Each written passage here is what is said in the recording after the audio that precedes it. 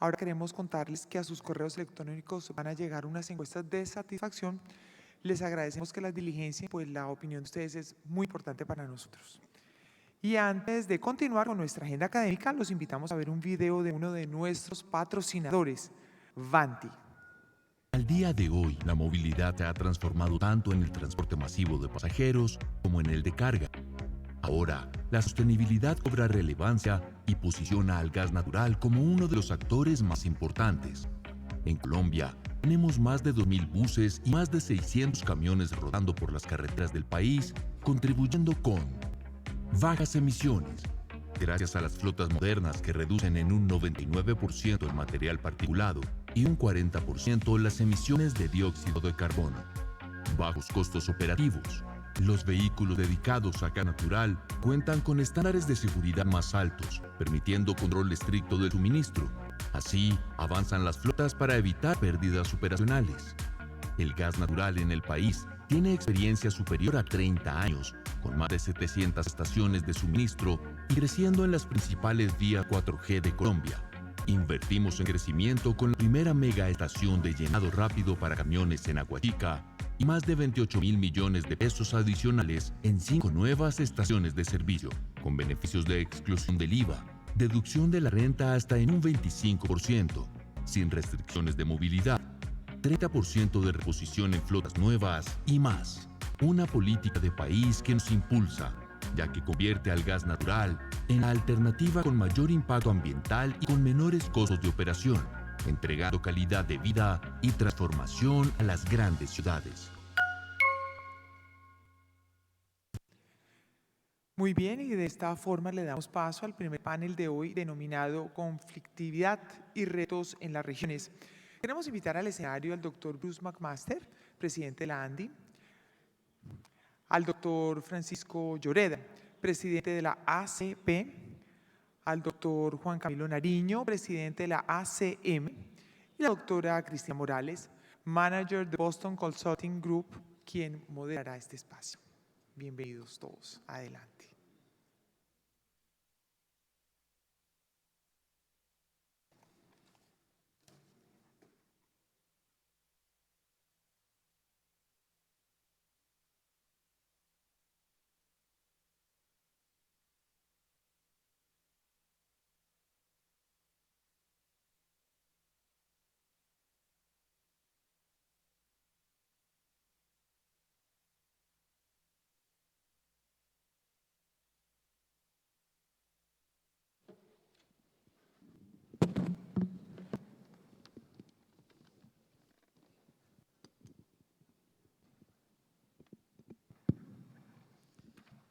Bueno, muy buenos días a todos y antes que nada muchas gracias a la ANDI por organizar este magnífico congreso que nos convoca todos los años, a Bruce, a Jaime y a todos los que estuvieron detrás de esto. Y bueno, hoy estamos reunidos para seguir una conversación que viene ambientándose con las dos presentaciones anteriores y es el tema de conflictividad en las regiones. Un tema que hemos visto está en el centro de la agenda mundial, es el tema de cómo las empresas del sector minero energético impactan en las comunidades, para bien, pero también a veces generando pues algunos impactos en conflictividad y tensiones en las regiones, es centro del debate a nivel mundial hoy. Vemos organizaciones como el Consejo Mundial de Energía hablando de energía para la humanidad, de cómo las empresas del sector minero energético tienen que generar progreso en las comunidades. La Agencia Internacional de Energía está hablando de transición energética justa. Todo esto está en el centro y ese balance entre sociedad, medio ambiente, como lo mencionaban en la presentación anterior, y por supuesto el desempeño de las empresas está en el centro de los debates de sostenibilidad. Hoy pues tenemos un panel de lujo con 3 presidentes gremiales representando al sector minero y energético del país y la idea es poder tener un espacio para discutir sobre estos temas. Vamos a tocar temas puntuales como lo de la consulta previa, contratación local y demás.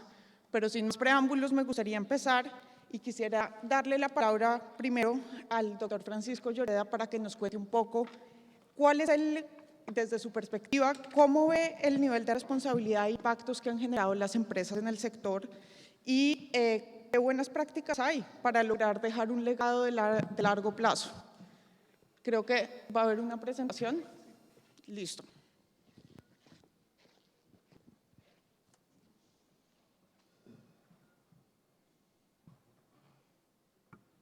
Buenos días. Buenos días. Bruce, mil gracias por la invitación. Jaime, un saludo muy especial para todos. Tengo 3 slides para compartir con ustedes que creo que son muy útiles para esta discusión. No recuerdo quién me va a ayudar con los slides.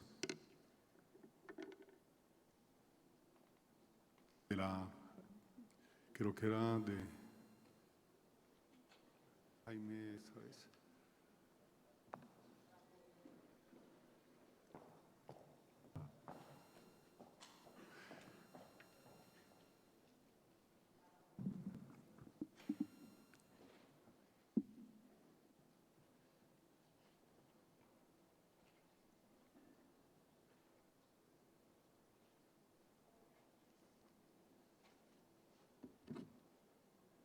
La siguiente, por favor.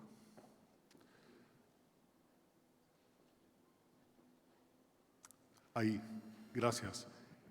Esta gráfica que usted está viendo es una fotografía de lo que ha venido ocurriendo en la industria del petróleo y gas.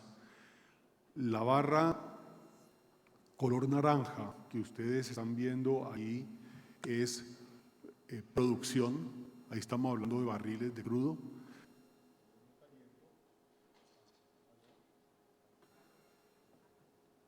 Aló. La barra azul es cuando sumamos pozos exploratorios y pozos de producción, que también han venido cayendo. Y la línea roja que va ascendiendo son los bloqueos a la industria petrolera. Entonces vemos que la industria petrolera del año 2016, cuando los bloqueos habían disminuido, no han hecho más que incrementar prácticamente todos los años. Y desde el año 2018, prácticamente lo que ha ocurrido, si nosotros culminamos, porque ahí esa información de 2018 le falta una información del último mes o meses, llegaríamos a más de 900 bloqueos, es decir, terminamos duplicando los bloqueos en los últimos 3 años. Siguiente diapositiva, por favor. Nosotros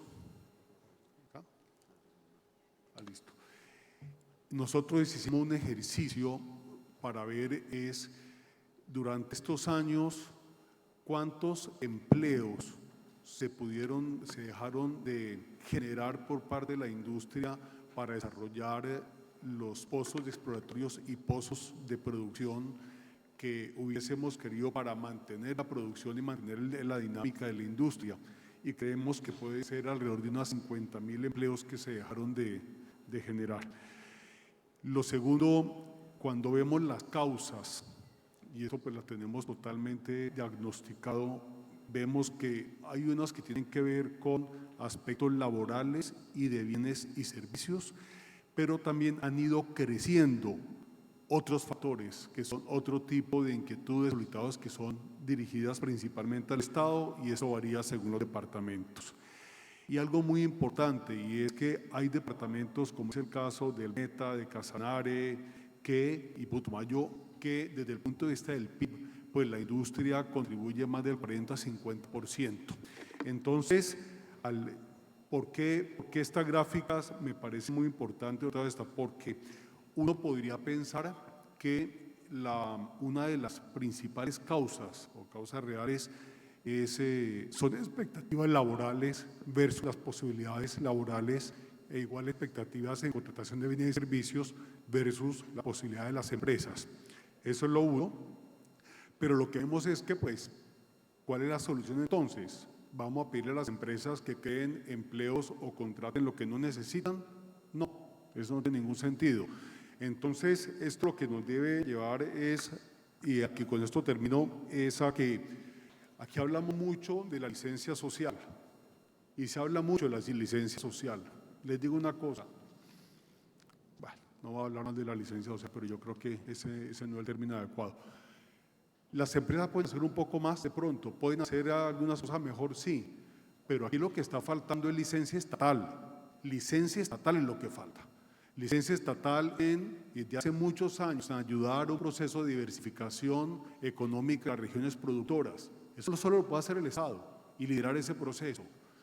Cuando hablo de falta de licencia estatal, estoy hablando también de la falta de fortalecimiento institucional en estas regiones. Eso solo lo va a hacer el Estado, no lo van a hacer las empresas.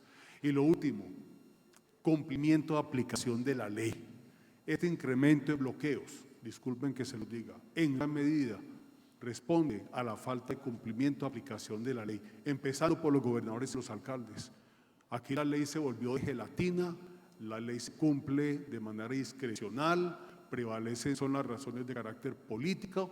Entonces, pues, si no, uno cómo explica el año 2018 hasta ahora prácticamente que han duplicado los bloqueos a la industria petrolera. Este, pues, por supuesto, es un tema que es sensible, pero lo que quiero decir es, debemos pensar que más allá de temas de licencia social, aquí hay faltas de licencia estatal de territorio. Gracias.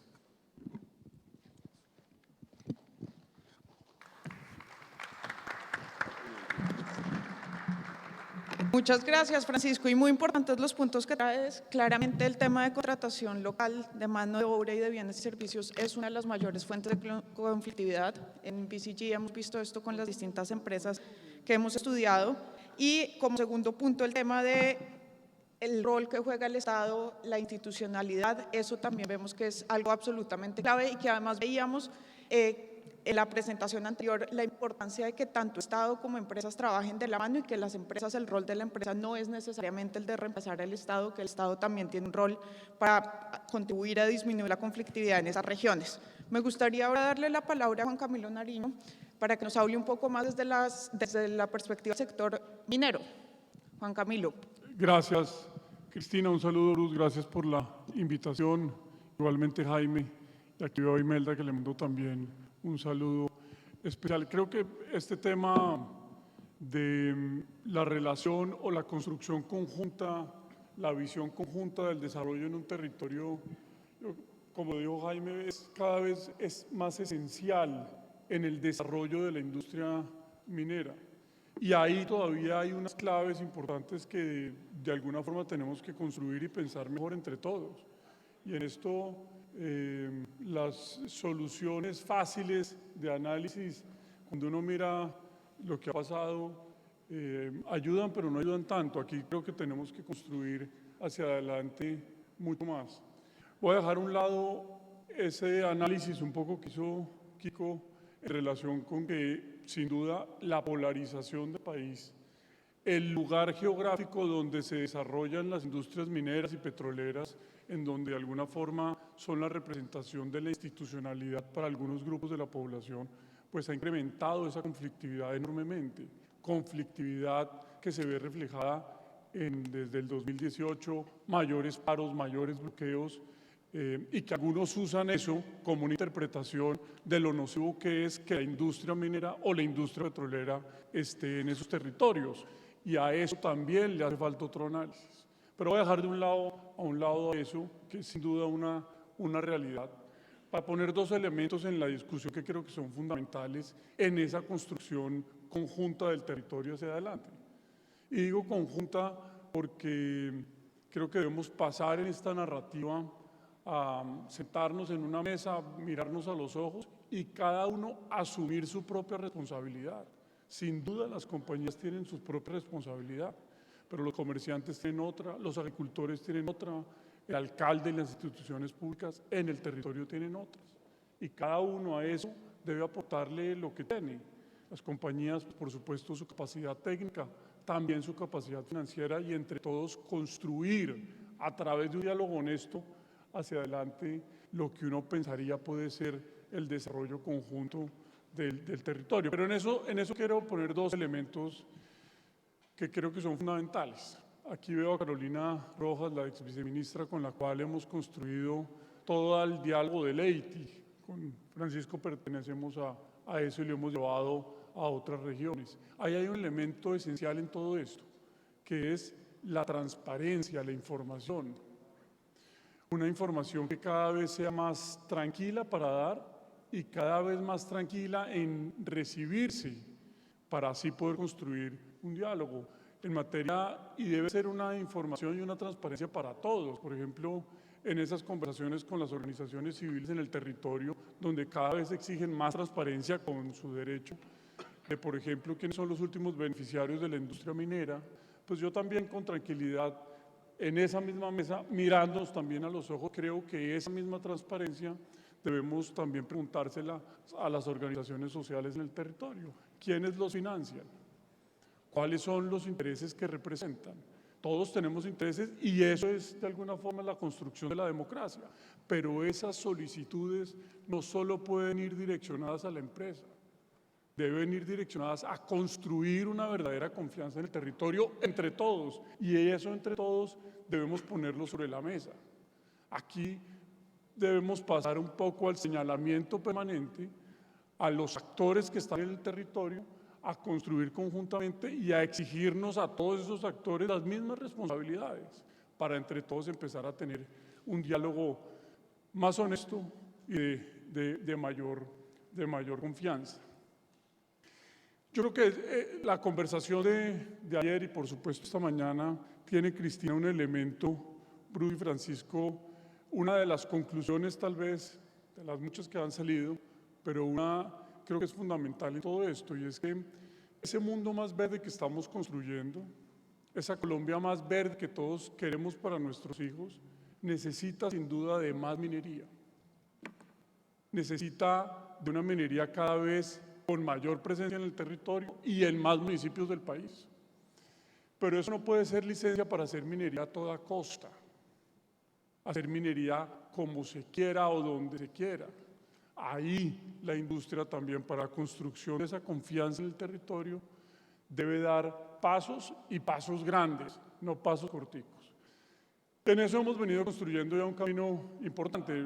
Por eso hace ya unos par de meses lanzamos, Cristina, los estándares de la minería sostenible Colombia. Si ustedes lo buscan en la página de internet, ahí van a encontrar todo. Es una página transparente, pública para todos, en donde en un proceso continuo, sistemático, la industria minera colombiana, tal vez de las pocas sectores económicos en el país, va a contarle a las comunidades, a contarle a los colombianos sus calificaciones en las operaciones de los 9 procesos más críticos que tiene la minería.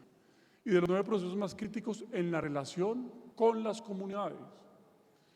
Manejo de aguas, manejo y uso eficiente del agua, manejo de la biodiversidad, cambio climático, comunidades y grupos étnicos, cierre de minas, manejo de relaves, comunicaciones y manejo de crisis, así otros 2 más.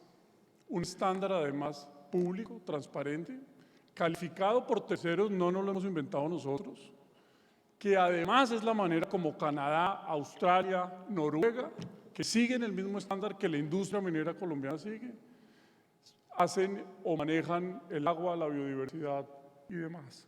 Es decir, también en este diálogo en el territorio, cada vez la industria debe ir más allá, debe poner lo suyo de manera transparente. Y segundo, esas exigencias que a todos nos hacen, que todos debemos ponerlas sobre la mesa, deben ser exigencias para todos los actores en el territorio, y con eso entre todos tenemos diálogos más honestos, más justos, y por supuesto que nos llevan y conducen a algo, porque con lo otro no estoy de acuerdo, Cristina, es que la conversación ambiental que estamos llevando en el país, la conversación social que estamos llevando, posiblemente no nos está conduciendo a nada, entonces no nos está llevando a sembrar más árboles o a cuidar más cuencas. Tenemos que construir unos diálogos en el territorio mejores, y la industria está ahí, siempre ha estado ahí, y yo creo que en esa construcción de diálogos, la responsabilidad un poco ya cada vez más está en otros lados, para que en materia ambiental cada uno ponga lo que le corresponde y que esos diálogos pasen realmente a que se cuiden más cuencas y a que se siembren más árboles. En nuestro contador ambiental, que lanzamos en diciembre del año pasado, de los 13 millones de árboles que en ese momento el sector privado ha sembrado según las cifras del gobierno, el sector minero ha puesto 5.5 millones de árboles. Entonces, éramos aquí, en esa construcción debemos pasar de tanto hablar, de tanto dividirnos, de tanto señalarnos, a construir sobre cada uno sus responsabilidades y lo que puede aportar en materia social, ambiental y por supuesto de solución de conflictos. Muchas gracias, Juan Camilo, y muy interesantes los puntos que pones. Primero, esa transparencia de lado y lado, no únicamente transparencia hacia las empresas, sino que todos pongamos todo sobre la mesa y podamos construir esa confianza. Y, por supuesto, estos pasos que vemos que dan desde la Asociación Colombiana de Minería, de los estándares y demás, demuestran el compromiso de las empresas y la importancia de entender que la sostenibilidad va ligada con estos dos temas, ambiente y sociedad. Si no estoy mal, ayer el viceministro lo presentaba acá. El sector minero energético es para el progreso de las personas y del medio ambiente, y poner los dos retos de la mano es importante, y la forma en que llevamos estos diálogos y estas conversaciones en los territorios es clave. Me gustaría darle la palabra ahora a Bruce para que nos cuente un poco desde la perspectiva del ANDI gremio, que agrupa todos los sectores del país, cómo ven estos temas. Bruce. Cristina, gracias. Gracias a ti además por aceptar la invitación de moderar el panel, y a mis dos compañeros aquí, Coya, Juan Camilo, por acompañarnos, como todos los Colombia Genera que hemos tenido. Yo quisiera plantearles a ustedes una reflexión un poco más macro, desde el punto de vista de por qué se presenta eventualmente la conflictividad y por qué se presenta eventualmente ese difícil o esa dificultad en dar el diálogo y esa dificultad en poder trabajar con las comunidades, y plantearles unas hipótesis que pueden ser o no aceptadas por ustedes, pero que yo creo que pueden ayudar eventualmente a que podamos con esto construir también una senda que nos permita tener unos mejores resultados. Quiero arrancar por decir que en Colombia hay muchas tareas pendientes, pero especialmente hay tres tareas que afectan significativamente la capacidad que tengamos nosotros de poder trabajar en el territorio, que son, primero, estamos en un país en el cual no hemos terminado de resolver una gran cantidad de las necesidades, una gran cantidad de las conversaciones, una gran cantidad de los anhelos de los territorios. Colombia es un país muy grande que todavía no ha terminado de definir una estrategia buena para poder llegar a los territorios. Y tenemos así territorios verdaderamente abandonados, territorios verdaderamente marginales y vulnerables. Probablemente en algunos hay minería y petróleo, en otros no lo hay siquiera. Estoy hablando, por ejemplo, del Pacífico colombiano, del Chocó, donde ni siquiera pues hay una gran actividad minera o petrolera, pero que de alguna forma son como un gran testimonio, digamos, de esa falta de atención territorial que no hemos logrado por lo menos desarrollar en Colombia. Segundo, el diálogo social ha venido cambiando en términos de sus necesidades, y yo diría que esta es una sociedad que tiene que construir muchos más mecanismos y muchos mejores mecanismos de generar diálogo social. Lo digo a la luz no solamente de lo que pasa en el territorio, sino de lo que pasa en muchísimos otros frentes. Para poner un ejemplo de lo que sucedió el año pasado alrededor del paro nacional, donde nosotros tuvimos la oportunidad de participar mucho, y afortunadamente, digo con satisfacción y con orgullo, teníamos una gran cantidad de canales construidos, por ejemplo, con las centrales de trabajadores, con la gente del Consejo Nacional de Paz, con las personas que estaban de alguna forma en ese Comité Nacional del Paro, que permitieron que finalmente se pudiera dar algunas de las soluciones, pero es evidente que nos tocó construir un poco sobre la marcha, en un proceso que además fue lento, fue costoso, terminó siendo sin duda alguna traumático para toda la sociedad, y que no teníamos suficientemente bien diseñado. Y por último, no hemos terminado tampoco de definir los marcos regulatorios y los marcos dentro de los cuales se deben dar una muy buena parte de esas relaciones entre la sociedad, entre el territorio. Y para ponerles solamente un ejemplo que todos conocemos, el caso de las consultas previas, que no hemos sido capaces de reglamentarlo. Tenemos una gran cantidad de pendientes. Entonces, con esos tres elementos sobre la mesa tenemos un escenario complejísimo, un escenario en el cual no sabemos cómo trabajar con los territorios, tenemos muchos territorios abandonados, no hemos construido un diálogo social suficientemente confiable, me gustó como lo dijo Juan Camilo, confiable y honesto, en donde uno diga si la gente se sienta a hablar lo que toque, como toca, y con la verdad, y con sinceridad, y con respeto. Y por otro lado, no tenemos reglas suficientemente bien definidas. Eso hace que, por supuesto, el escenario es un escenario pues complejo. el ejercicio que hace el GEDIAM y que ha hecho el GEDIAM hasta ahora, que yo admiro, admiro profundamente, y por eso casi siempre los invitamos a que hablen en estos espacios, y viene Claudia también de Francisco, y hemos tenido, viene Jaime Arteaga, ese es un ejercicio que yo admiro muchísimo, y yo creo que es un ejercicio del cual tenemos que aprender mucho, y es uno de los mejores, o probablemente el mejor esfuerzo que hay en Colombia para tratar de sistematizar esta conversación. Con esto dicho, yo diría que otro tema que vale la pena entender, y solamente para luego seguramente en la siguiente ronda hago otros comentarios, hay que decir que cuando uno trata de hacer como una caracterización de los problemas que se presentan en el territorio y de la gente que eventualmente es parte eventualmente de la conflictividad, o de las personas o comunidades que son parte de la conflictividad, yo diría que es muy importante que nosotros en esa caracterización entendamos de qué estamos hablando. Y hay que decir que hay por lo menos, en mi opinión, 4 tipos de posibles actores dentro de esa comunidad que son, de alguna forma, tienen motivaciones distintas, con los cuales seguramente el diálogo debe ser diferente y con los cuales seguramente la interacción debe ser diferente. Entonces, tendríamos por un lado, yo digo, personas que son evidentemente enemigos, digamos, de la actividad petrolera, la actividad extractiva, que lo dicen seguramente con convicción, lo dicen, yo respeto que lo digan y respeto además que piensen de esa forma. Creo que están profundamente equivocados por razones que ya todos hemos explicado y que en este foro no hemos hecho más que plantearlo, pero sin duda hay gente que tiene, digamos, como esa caracterización, y ellos, sin duda alguna, pues sienten que su posición es válida, como seguramente lo es, pero en mi opinión equivocada. Segundo, hay otros grupos de interés que se acercan, digamos, a la conversación desde el punto de vista de decir, yo quiero, hombre, opinar sobre lo que está pasando allí, y eventualmente yo quisiera que se hiciera mejor, y yo quisiera que ustedes tuvieran cosas o hicieran cosas de una forma o de la otra que yo creo que van a ser beneficiosas para la comunidad.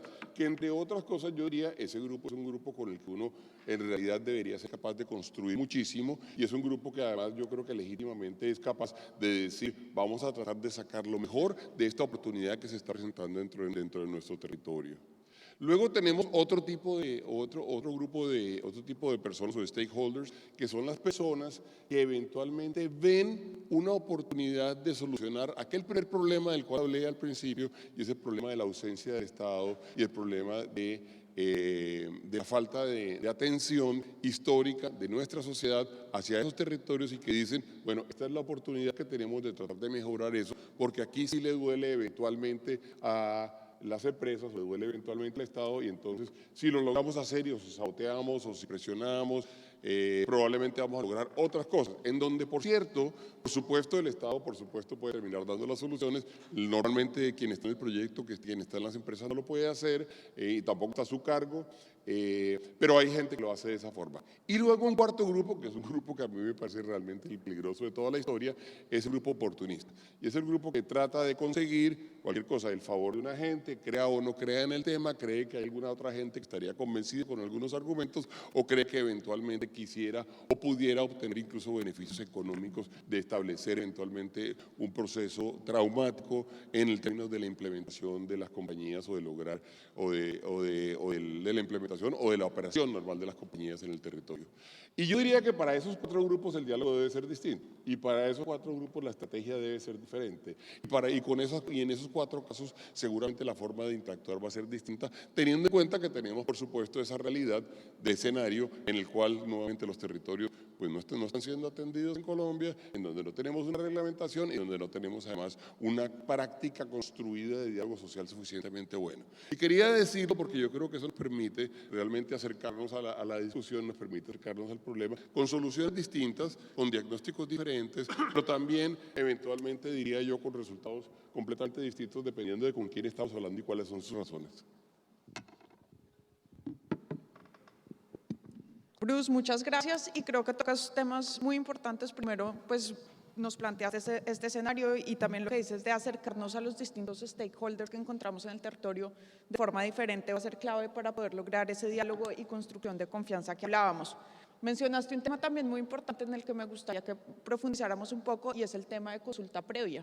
Y acá me gustaría preguntarle a Francisco, ¿cuáles son el reto regulatorio más grande que están viendo desde el sector petrolero en Colombia en temas de consulta previa? Mil gracias. Es que la consulta previa en Colombia se desnaturalizó completamente. Y se naturalizó porque en muchas ocasiones pues simplemente es un mecanismo de extorsión. No significa eso que no se hayan realizado y no se estén realizando algunas consultas previas bien hechas, cumpliendo pues también los objetivos, los propósitos de consultar bien a las comunidades indígenas, distintos grupos étnicos, pensando en el desarrollo de estas, pero infortunadamente pues también lo que registramos es lo otro. Es que pareciera que aquí en Colombia como que transitamos permanentemente en una zona gris y no diferenciamos varias cosas. Uno, sí, cuando hablamos de consulta previa, una consulta previa, lo otro es cuando es una consulta extorsiva. Dos, otra cosa es protesta social y lo otro son actos simplemente ilegales. Y es cuando no solo estas tienen violencia, sino que perjudican derechos de terceros. Lo otro, yo les hacía referencia ahora al tema de la licencia social. Y a mí siempre me ha llamado la atención, se los digo, es ¿por qué será que este es de los únicos sectores donde se habla de licencia social? No se habla de licencia social en el sector agrícola, ganadero, en el comercio, en el turismo, en las manufacturas, no. Licencia social fue creada para este sector. Quedamos felices con esa denominación. Les voy a dar un ejemplo, algo que es muy grave, Bruce, y esto además yo siempre me he puesto a pensar y la mayoría de los bloqueos de esta industria, el tema de laboralización de servicios, no son grandes grupos de la comunidad, no, son dos o tres personas que ponen una cuerda y bloquean hasta que le den un trabajo o que le contraten la volqueta. Y a veces la volqueta es propiedad del alcalde. ¿Eso es protesta social? No, es un acto delictivo. ¿Qué tal que en el Éxito aquí en Cartagena o en el Éxito en Yopal se atravesaran 5 personas a decir, aquí nadie entra y nadie sale al almacén hasta que me dé trabajo o que ustedes compren mis productos? Es que es así y a eso nos hemos acostumbrado y todos en mayor o menor medida terminamos sintiendo eso. Eso no está bien. Y un último comentario que tiene que ver con esto es, vea, en la mayoría de los casos esos bloqueos, repito, son temas de negocios particulares. Entonces ahorita estamos hablando de construcción de confianza y también Claudia lo mencionó y bueno, muy bien, ¿con quién construimos confianza? ¿Cuáles son los interlocutores válidos? ¿Cuáles son los paracaidistas, como estaba sugiriendo Bruce? Entonces yo logro construir confianza cuando logré satisfacer la necesidad puntual del que quería que lo contratara. ¿Y eso es construir confianza? Eso no es construir confianza. Entonces me parece importante avanzar en esa diferenciación, empezando por lo que es consulta previa y lo que no es consulta previa. ¿Okay?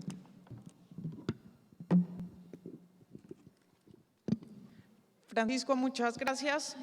Y este tema de la construcción de confianza ha surgido creo que en todas las intervenciones y me gustaría, Juan Camilo, pasarte a ti la palabra y que nos cuentes un poco cómo desde el sector minero están avanzando en esto. De pronto profundizar en los puntos que hiciste al principio, pues porque vemos que esto es clave y creo que Francisco muy bien hacía referencia a estas personas y a las expectativas de la comunidad que por pensar que, no sé, creo que te referías más al grupo de los oportunistas que hablaba Bruce, que 3 personas con expectativas son capaces de bloquear toda una operación pensando que se pueden aprovechar o pueden tomar provecho de estas cosas para lograr contratos de beneficio personal. Entonces, Juan Camilo, te quiero dar la palabra para que nos profundices un poco en este tema de la construcción de confianza desde la minería, como lo están viendo. Gracias, Cristina. Yo creo que en materia, por ejemplo, de la consulta previa que estaba hablando ahora, creo que lo que le ha faltado a la consulta previa en su desarrollo es un exceso de desarrollo jurisprudencial que ha intentado aclarar y que, como dice el viejo dicho, muchas veces ha oscurecido todo un proceso y ustedes y todos aquí, en la medida en que esa jurisprudencia ha venido saliendo de las Cortes, pues finalmente se terminan haciendo, pero uno termina navegando el río y sale una nueva cosa y lo navega de otra forma y lo ajusta. Cerro Matoso acaba de terminar tal vez las mayores consultas previas de toda su historia y de todo el sector minero. El Cerrejón tiene por delante 142 y ya las ha terminado, pero nos ajustamos. La pregunta es, ¿eso es lo adecuado? Esa es la manera como debe ser, un ajuste permanente. Por eso desde hace ya 12 años, esta industria junto con Kiko y con Bruce hemos venido insistiendo y lo hemos redactado y lo hemos de alguna forma sugerido permanentemente, que lo que debe tener no es más desarrollo jurisprudencial, sino claridad. Y claridad a través de una ley que nos permita tener tiempos claros a las comunidades, a los grupos, a las empresas y de esa forma construir un diálogo honesto sobre las claridades, sobre las certezas. Y eso es lo único, de alguna forma, que pedimos en materia de consulta previa, en lo regular. Pero déjenme, yo pongo ese mecanismo de participación ciudadana, que finalmente lo es, para hablar de un poco más general de esos otros mecanismos de participación ciudadana, muchos de ellos contemplados en la ley. Cuando yo veo un poco la palabra siempre surge de la conflictividad del sector extractivo, la conflictividad del sector minero, siempre siento un poco que esa conversación va dirigida a un sector que genera algo en un territorio y eso no se siente del todo bien. Y cuando uno empieza a indagar sobre el tema, terminamos un estudio maravilloso con un PhD en participación ciudadana en diciembre del año pasado, en donde revisó todos los procesos desde el proceso precontractual hasta el cierre de minas, cuántos procesos de participación ciudadana existen en la industria minera. Y con sorpresa nos dimos cuenta que eran 22, 16 en la etapa de exploración, 4 en la etapa de producción y así dos más, 22 procesos reglados en la normativa de participación ciudadana, que siguen los mecanismos de participación ciudadana de la Ley de Participación Ciudadana, que además son vigilados. La pregunta es si han sido efectivos o no, y si han buscado lo que esos mecanismos de participación ciudadana, que todos lo queremos, han disminuido los conflictos en lo local, siendo un sector que es el que más mecanismos de participación tiene. Mi respuesta es que no es lo uno ni lo otro, muchos han sido efectivos, muchos otros no. Pero la pregunta que nos tenemos que hacer como colombianos, la pregunta que tenemos que hacernos como sector privado, es si esos mecanismos de participación ciudadana de hace 15 años son hoy efectivos. Hoy nos permiten tener diálogos más democráticos, más tranquilos, porque así como evoluciona todo, también las construcciones del diálogo, de los consensos y de las herramientas usadas para construir esos diálogos y consensos también evolucionan. El caso más claro de eso es que el alcalde de Nueva York que se eligió en noviembre, diciembre del año pasado, no se eligió con votaciones por mayorías, como lo vamos a hacer nosotros ahorita, sino por un sistema de votación completamente distinto. Es una votación por selección, una votación por escoger preferencias entre 5 o 6 candidatos. Uno en el tarjetón ponía: mi primera preferencia es esta, la segunda esta, la tercera esta, la cuarta esta. Y el sistema escoge el que más agrupa frente a una opción, no un sistema que divida entre dos. Entonces, mecanismos hay muchos. Kiko ahora mencionaba algo que yo siempre, muchas mañanas me levanto pensando, y es cómo uno no se pasa por delante a los líderes identificados de las comunidades, sino los incluye, pero también incluye a otros. Y resulta que estos aparatos hoy son un mecanismo maravilloso de generar otras participaciones y de identificar verdaderamente lo que las comunidades en los grupos de interés, incluso más ampliadas, como dice Jaime, creen, piensan sobre el proyecto de desarrollo minero.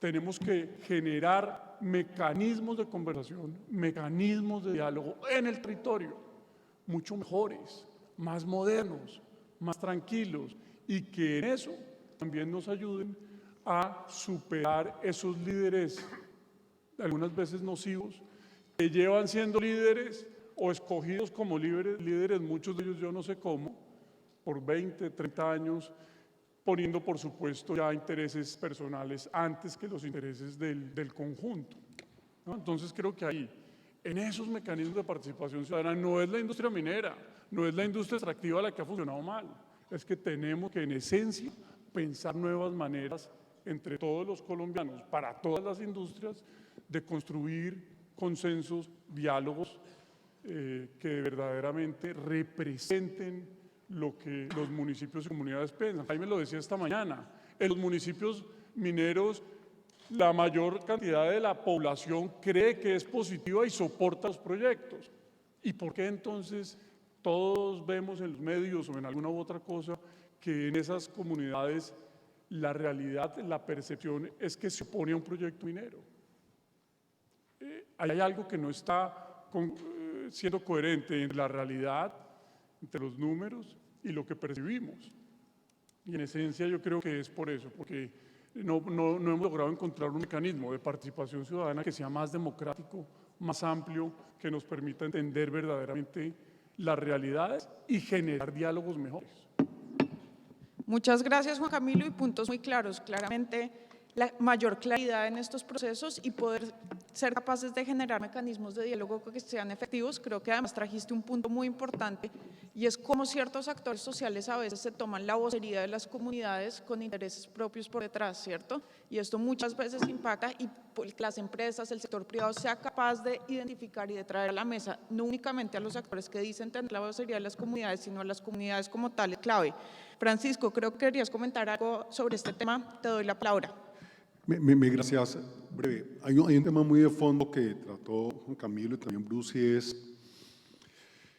qué es lo que está pasando con los mecanismos de participación. Y tengo la impresión que hemos ido desempoderando, deslegitimando los mecanismos de participación institucionales.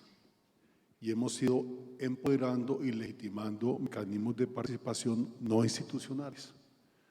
¿Por qué? Porque los no institucionales son más efectivos. Ejemplo, el mal llamado paro nacional, los bloqueos, en fin, cuando esto ocurre independiente de la industria de este sector, pues lo cierto es que por tarde, por la presión, por la tensión, se envía a un funcionario del gobierno, a la semana o a 2 semanas al viceministro, luego el ministro, y a veces entonces se exige la presencia del presidente. Entonces son muy efectivos. Y tenemos más o menos como 40 mecanismos de participación institucionalizados, pero no son tan efectivos. Y estamos cometiendo un grave error. Y esto tiene que ver con lo que la presentación de Claudia es, bueno, ¿cuáles son esos interlocutores? Creo que es muy importante identificar, construir, legitimar interlocutores válidos en la comunidad, pero también hay unos interlocutores que son institucionales. Están los alcaldes, los gobernadores. ¿Para qué alcaldes y gobernadores? Ellos no son quienes están en condiciones de canalizar las inquietudes ciudadanas sobre todos los temas propios de esta industria en su llamada conflictividad. Entonces sí quería poner de manifiesto eso porque creo que estamos cometiendo un grave error al legitimar y empoderar mecanismos no institucionales en contra de mecanismos que están institucionalizados en el país. Muchas gracias, Francisco, y un punto muy importante este que traes. Bruce, me gustaría darte la palabra a ti para que nos cuentes un poco desde la perspectiva de la ANDI cómo en este tema de consulta previa y también empezar a ahondar en el tema que nos toma a los colombianos hoy en día, como bien decía Jaime Arteaga, discusiones todos los fines de semana y son la política y las elecciones. Entonces, empezar a discutir también el tema de cómo las elecciones impactan la conflictividad en las regiones. Ambos temas te los paso, Bruce. Bien, yo quizá no estoy completamente de acuerdo con lo que acaba de decir Kiko, por lo siguiente, digamos, a mí me parece, nos reíamos él y yo aquí un poco, hablábamos y decíamos, se nos sale ahí a veces el huevo, digamos, cuando decimos unas cosas o las otras en términos de las aspiraciones a institucionalidad Y es verdad que eso sucede y es verdad que cada uno quisiera que el mundo le fuera más sencillo, el mundo fuera predecible, el mundo estuviera completamente reglado y que uno con las reglas, por ejemplo el mecanismo de consulta previa, dijera esto funciona así y yo debo actuar de esta y esta forma. Pero yo tengo la impresión, Kiko, de que el mundo está cambiando. Yo tengo la impresión de que, digamos, la ciudadanía está cambiando y tengo la impresión de que probablemente lo que considerábamos nosotros espacios institucionales de discusión sí existen, pero empiezan a existir otros y empiezan por muchas razones, entre otras cosas, por la capacidad que tiene cualquier ciudadano de expresarse hoy en día a través de los celulares y lo que pasa en las redes sociales. Y eso está cambiando y yo creo que tenemos que ser como suficientemente finos en nuestra sensibilidad para ajustar rápidamente nuestras reacciones como a ese nuevo mundo. Y yo siento que de alguna forma el ejemplo de lo que sucedió en el paro nacional, donde yo creo que hubo gente que legítimamente salió al principio protestando por una cosa, le molestaba la tributaria o a algunos les molestaba que no había habido implementación plena del proceso de paz o a otros les molestaba el tema ambiental y al final fue manipulado y terminó en lo que terminó. En realidad fue una muestra muy fuerte de que probablemente la institucionalidad no se ajustó suficientemente rápido a esa nueva realidad y no reaccionó. Quizá hubiera habido, digamos, creo yo, y probablemente todos aspiraríamos a eso, quizá hubiera sido mejor si hubiéramos tenido, digamos, unos mecanismos de autoridad que hubieran podido controlar la situación, con base en eso se establecieran en los diálogos. Pero lo cierto es que cuando uno está hablando de millones de personas o de muchos miles de personas, los mecanismos de autoridad fallan. Y fallan porque al final no obligatoriamente, ¿qué fue lo que pasó por ejemplo con la pandemia? Que a mí me impresionó muchísimo, por ejemplo, cuando el toque de queda, que era una cosa para mi generación, una cosa súper importante y súper rígida y súper estricta, súper impactante, se convirtió en un instrumento que perdió completamente validez porque cualquier alcalde en cualquier momento declaraba un toque de queda a cualquier hora, pero pues si la gente salía no le pasaba nada, entonces era un toque de queda. A mí, por ejemplo, me pareció que ahí perdimos, por ejemplo, un instrumento de esos, pero al final es como la nueva realidad. Yo creo que la pregunta que nos tenemos que plantear nosotros, especialmente en un escenario como este, es la pregunta de qué es lo mejor que debemos hacer, qué es lo más inteligente y qué es lo más estratégico y cómo podemos actuar. Yo diría incluso, para todos, alejándonos un poco de cuál hubiera sido nuestra aspiración de cómo deberían funcionar las cosas, alejándonos un poquito de lo que nosotros vemos escrito hoy en día en las leyes o en la Constitución y demás, que de alguna forma es una aspiración de funcionamiento de la sociedad, pero que eventualmente puede ser que la sociedad no se ajuste tan rápidamente a ello.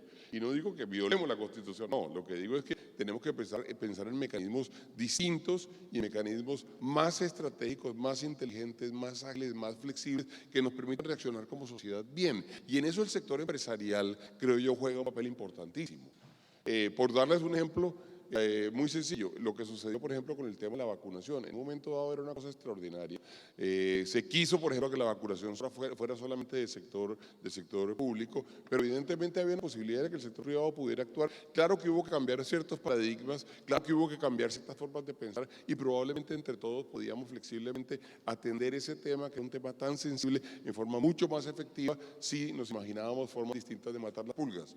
Esto es para decir que al final yo de verdad creo que nosotros tenemos un reto muy importante, o hay un reto muy importante de nuestra inteligencia y de nuestra capacidad estratégica para poder actuar en forma efectiva frente a lo que está sucediendo hoy en día en lo social.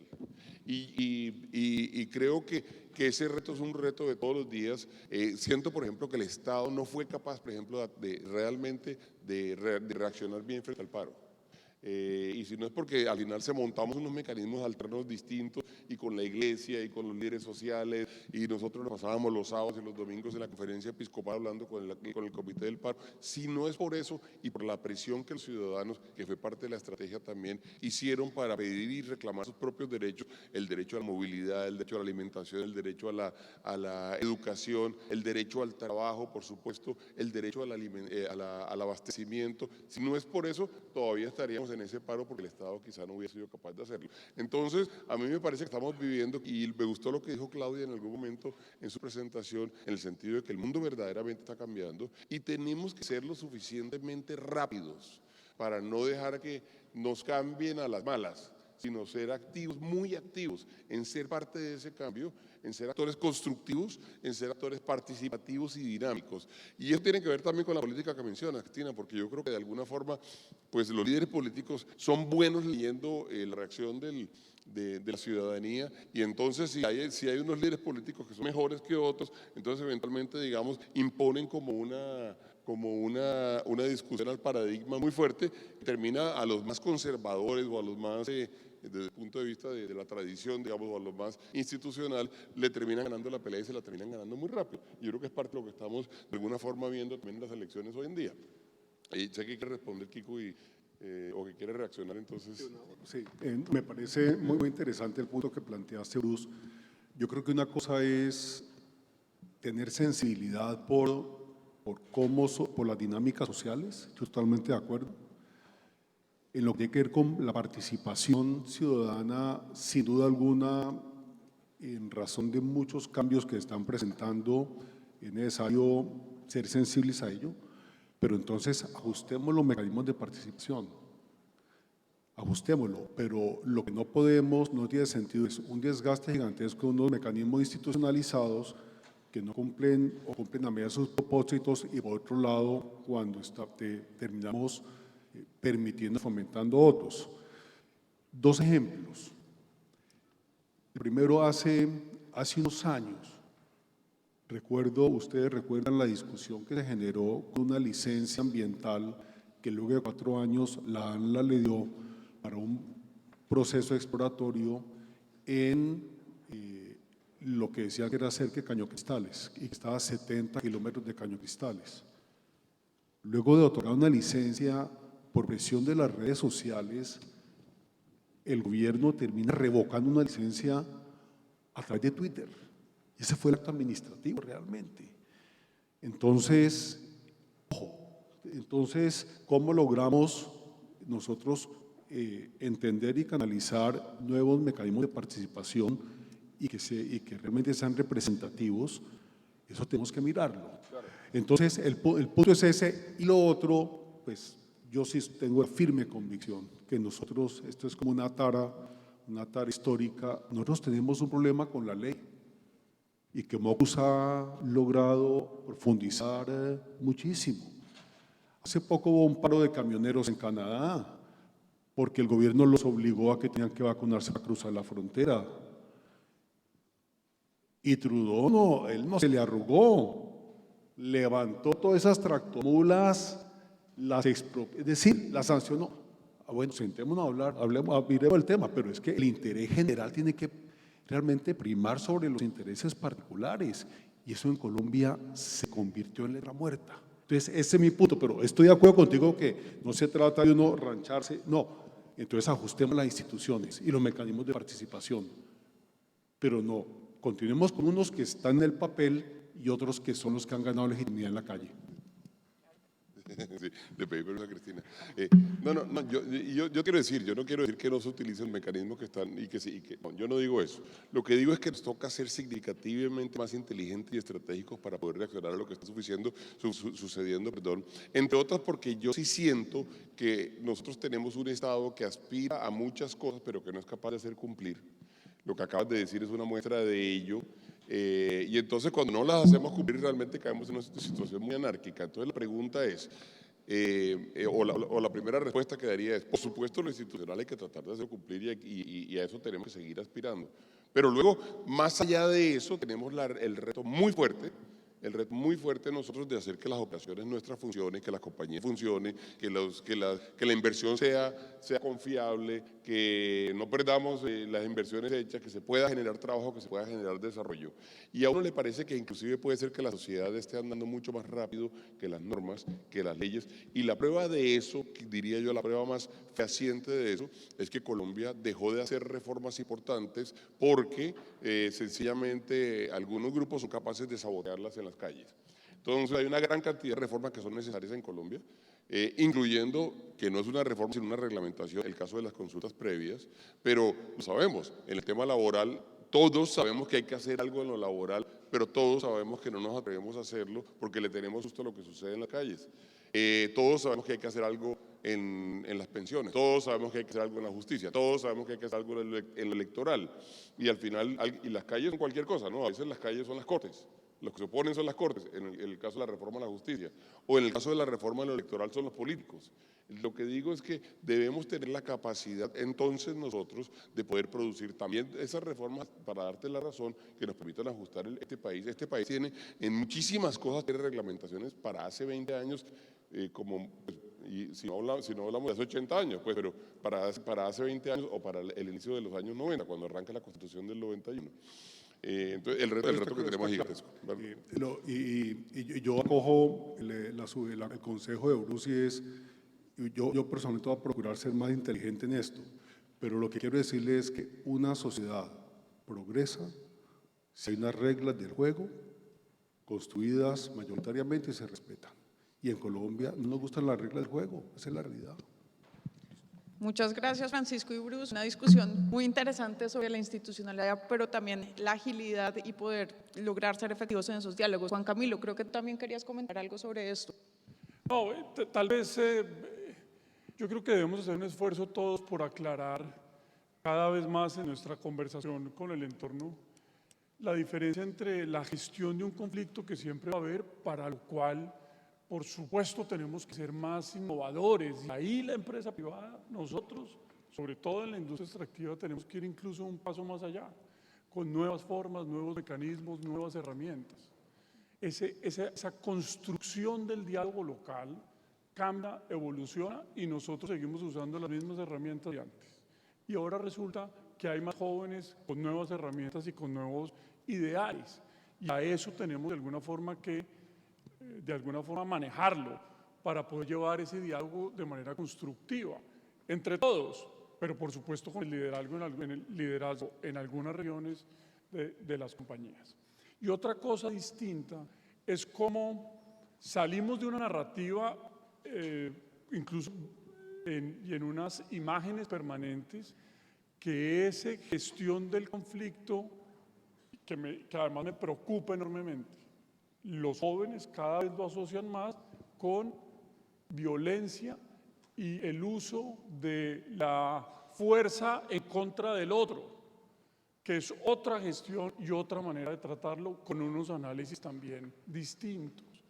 Pero la generalización de esto, y si no tenemos también los puntos claros en relación de esa gestión que no es la adecuada de la violencia, en particular de los jóvenes, pues no nos va a permitir lo otro, porque el conflicto no es necesariamente como lo estamos viendo permanentemente en las operaciones, en el territorio, pero también en los héroes o en Cali, es a través de bloqueos que causan daño e infringen la ley en otros. Ahí de alguna forma también hay que pensar cómo gestionamos eso de una mejor manera, pero en esencia esos conflictos en lo local debemos gestionarlos, y eso está evolucionando permanentemente, y para eso, pues por supuesto hay nuevas herramientas. Nosotros vamos a sacar en el estudio que hicimos con Bruce y con Jaime, en las distintas fases del ciclo minero,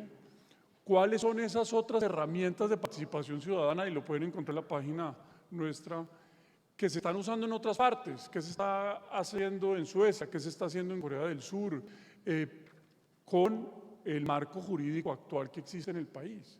¿Para qué? Para que entre todos pensemos cómo eso se aplica en Segovia, cómo eso se aplica en la Jagua de Ibirico o en Becerril. Pero ahí hay unas herramientas que sin duda entre todos tenemos que pensar cómo las usamos para generar una construcción distinta. Yo me sueño, ojalá podamos terminarlo este año, tener una página pública permanente que se llame incluso Cómo dialoga la minería con el territorio.com, y en donde esté el mapa del país, y ahí estén permanentemente visibles a todos cómo está dialogando la industria minera en sus distintos mecanismos, consultas previas, en todas las fases, cómo está permanentemente la industria dialogando con el territorio. ¿Para qué? Para que todos hablemos las cosas con mayor honestidad. La industria extractiva y la industria minera sí conversa permanentemente con las comunidades y con el territorio. Y es mentira que no lo hace. Entonces pongámonos de acuerdo un poco y en eso, pues, por supuesto, también nosotros tenemos que mostrar más eso. Sí. Muchas gracias, Juan Camilo. Muy importante este punto de las nuevas herramientas que tiene que haber para tener mecanismos de participación. Bruce, creo que deberías comentar al respecto. Sí, iba a mencionar, porque trajiste a colación, Juan Camilo, el tema, por ejemplo, de Cali o el tema de Bogotá, que yo creo que tenemos que ser también muchísimo más exigentes en términos no solamente de la elección, sino de la accountability alrededor de los mandatarios y los mandatarios locales. A mí me parece que ahí tenemos en esta sociedad, en este momento, un instrumento poderosísimo para poder dar bien esos diálogos, o por el contrario, en el caso de que tengamos malos mandatarios, vamos a tener la posibilidad de que ese conflicto se escale y se vuelva completamente inmanejable. En ese orden de ideas, por ejemplo, nosotros criticamos ampliamente lo que sucedió en Cali y la posición del alcalde de Cali, así como hubo alcaldes en otras ciudades que manejaron mucho mejor y que manejaron muy bien, por ejemplo, todo alrededor del paro nacional, pero también alrededor de las consultas previas, también alrededor de los diálogos locales, alrededor de los diálogos territoriales. Si hay buenos mandatarios, y cuando digo buenos mandatarios me refiero simplemente a gente seria, gente bien intencionada, gente que tenga la capacidad de liderar, gente que tenga la capacidad de conversar y de generar diálogo social, la probabilidad de que las cosas salgan bien para todo el mundo, para la población, para el territorio y por supuesto también para la actividad económica es significativamente más grande. Y yo creo que hay que poner también el foco en esos mandatarios y hacerles caer en cuenta a los electores y al país cuando los mandatarios pues, no tienen la capacidad de liderazgo o no tienen las intenciones correctas y entonces sencillamente lo que están generando es una situación grave. A mí me parece que ahí el mandatario local, los 1.104 municipios, los 32 departamentos y sus gobernadores juegan un papel fundamental. Bueno, por supuesto el gobierno nacional ni se diga, ¿no? Y se necesitan buenos mandatarios que permitan justamente que eso sea armónico y que funcione bien para todo el mundo. Gracias, Bruce. Francisco. Estoy de acuerdo con Bruce.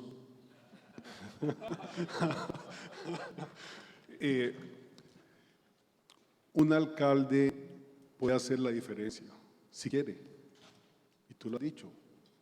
Y no solo pues, lo vimos con el tema del paro, sino lo que lo vemos permanentemente en las actividades de todo el sector energético como un todo. Pero a veces pues, lo que vemos es que o les da miedo, o dice, es que no me quiero enemistar con quienes me eligieron. Es decir, y bueno, esto ocurre no solo a nivel regional, también a nivel nacional. Y yo creo que voy a decir algo que no es políticamente correcto, pero una vez se ve personas que asumen responsabilidades públicas, pero sin querer asumir las responsabilidades de ese cargo. Y sí, si va a asumir responsabilidades públicas, eso tiene riesgos, sí tiene riesgos. Pero lo que no puede ser ese nivel de tibieza que vemos y lo vemos principalmente en las regiones, y eso lo que termina es termina erosionando la credibilidad, la legitimidad de esas instituciones, ¿no? Entonces, pero fíjate que estoy de acuerdo con Bruce en este planteamiento. Buenísimo. El tiempo se nos está acabando. Quería darle la oportunidad a Juan Camilo. Sé que quieres comentar algo. Adelante. No, hay otro elemento que yo creo que también debemos pensar mejor entre todos. Y es que cuando uno mira esa historia de quiénes son los interlocutores, uno también termina como teniendo elementos de que a esos interlocutores, muchos ilegales, uno termina dándole una institucionalidad. Y la institucionalidad no está representada en ellos. Les pongo un ejemplo. En la mesa minera de Segovia, en donde estaban sentados los dueños de las minas ilegales. Esos señores terminaron siendo cuidados por la Unidad de Protección del Estado, tenían una institucionalidad creada, unas mesas creadas de diálogo permanente. Entonces yo creo que ahí tenemos también que hacer esfuerzos en saber cómo como Estado diferenciamos quiénes les damos una interlocución institucional válida, porque si no empezamos a transgredir la línea de lo que debe ser y de lo que no debe ser, y empezamos a generar un mensaje de que eso que no debe ser, pues le damos toda la institucionalidad, por tanto todos terminamos pensando que eso es lo que debe ser, o el ejemplo de la primera línea. ¿no? Donde también había estudiantes que sí tenían esa legitimidad. Entonces yo creo que ahí, para este tema del conflicto, creo que eso es un esfuerzo que tenemos que hacer igualmente hacia adelante. Juan Camilo, muchas gracias, punto muy interesante, y ahora sí se nos está acabando el tiempo. Quiero darles a cada uno la oportunidad de cerrar con un tuit. ¿Qué mensaje quisieran dejarle después de esta discusión tan interesante que tuvimos en formato tweet para ser cortos y concisos y cumplir con el tiempo? Bruce, adelante. No, yo quisiera decir que sin duda el diálogo social es importante, que tenemos que avanzar en el diálogo social, que tenemos que poner toda nuestra parte de diálogo social, que la institucionalidad nos tiene que acompañar y que tenemos sobre todo que contar con gente bien intencionada. Aquí lo que hace la diferencia realmente al final del día son las intenciones. Yo diría eso. Gracias, Bruce. Francisco. Regresaría al mensaje inicial que señalé, y es la licencia social tiene un límite y debemos hacer un esfuerzo gigantesco por construir licencia estatal en los territorios donde esta industria está, porque sin Estado, pues las empresas les va a quedar muy difícil avanzar en sus proyectos y en sus inversiones. Juan Camilo. Yo tal vez que me demoro mucho escribiendo los tweets y borro muchos y termino no poniéndolos, la mayoría. Tal vez diría que todo esto, la gestión del conflicto, como decía, necesitamos actitud. Y la industria lo ha demostrado. Claro, tenemos que mejorar, tenemos que hacer muchas cosas mejor. Pero yo invito en este tweet a esos líderes y organizaciones sociales, muchas ambientales, a que también tengan una actitud y una disposición mayor para el diálogo. Y que esa actitud, esa disposición para el diálogo no les va a quitar su importancia y no le va a quitar sus defensas. Yo siento a veces que parte del no diálogo viene generado ya no de esta parte, sino de ellos. Y entre todos debemos sentarnos a decir, venga, ¿cómo solucionamos esto? Y sobre todo en materia ambiental, y sobre todo en materia social. Yo creo que mi tuit va a ellos. Oiga, sentémonos con tranquilidad. Ya no vale en esta Colombia de ahora la gestión de esos intereses solamente hablando, usando las redes o generando polarización y división, porque si bien eso ha venido teniendo acogida en grupos, en líderes y demás, creo que, y en medios, creo que eso ya no puede seguir siendo, porque no nos va a llevar a nada. Gracias, Juan Camilo. Creo que Twitter no te hubiera dejado publicar ese tweet, pero el mensaje quedó claro. Ha sido una discusión muy interesante. Hemos hablado del rol del Estado, la institucionalidad, también del rol de las comunidades y su necesidad de tener disposición y transparencia, y por supuesto el rol que juegan las empresas en tratar de crear espacios de diálogos flexibles, constructivos, que nos permitan poder operar y disminuir esa conflictividad en el entorno. Muchas gracias a todos por su participación, y hemos cerrado un poquito pasados de tiempo, pero muchas gracias.